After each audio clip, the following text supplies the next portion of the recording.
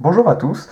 Alors aujourd'hui je vous propose un petit tutoriel pour savoir comment vérifier la charge de la pile interne de vos vieilles cartouches de jeux Pokémon. Tout simplement parce que quand la pile interne est morte, la sauvegarde ne fonctionne plus. C'est un problème courant pour ces vieux jeux Pokémon. Alors comment on fait? Vous allez déjà avoir besoin d'un voltmètre, comme celui-ci, de votre cartouche de jeu Pokémon,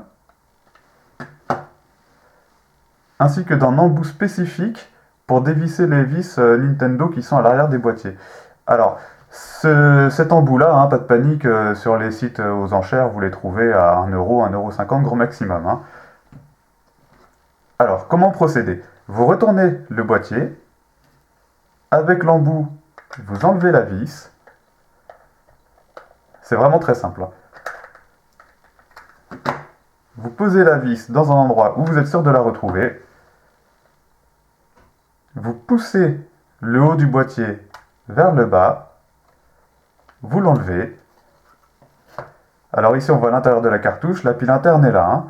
Vous verrez même normalement, je ne sais pas si vous le voyez bien là, mais ici il y a le plus, et ici on a la borne moins. C'est ensuite qu'intervient le voltmètre. C'est un outil très simple, simplement il faut juste penser à mettre le voltage sur 20. Si vous le mettez sur 2, ça va faire du mal au voltmètre, tout simplement puisqu'on ne doit jamais mettre un voltage inférieur au voltage de la pile. Les piles internes de chez Nintendo fonctionnent sur du 3 volts. Donc pensez bien à mettre 20 volts, c'est très important. Ensuite, pour le test de la charge, rien de plus simple. Vous prenez vos deux embouts, vous mettez l'embout rouge sur la borne plus, l'embout noir sur la borne moins, et là vous voyez que la charge est de 0,01. Ça veut dire que pour cette cartouche-là, la pile interne est morte et que la sauvegarde ne fonctionnera pas.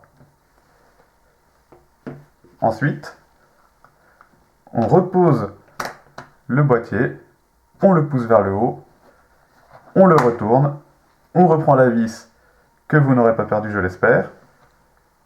Vous la remettez bien dans le trou, on revisse,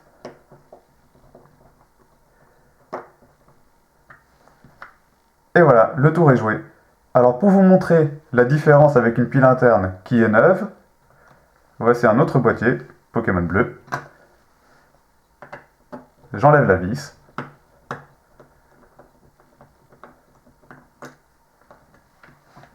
Je retourne le boîtier, je pousse vers le bas, j'enlève le cache, je mets le rouge sur le positif, le noir sur le négatif. Et là, vous voyez que ma charge elle est de 2,97 volts. Ça veut dire qu'ici la pile elle est neuve et que ma sauvegarde fonctionne. On referme. On remet la vis. On revisse.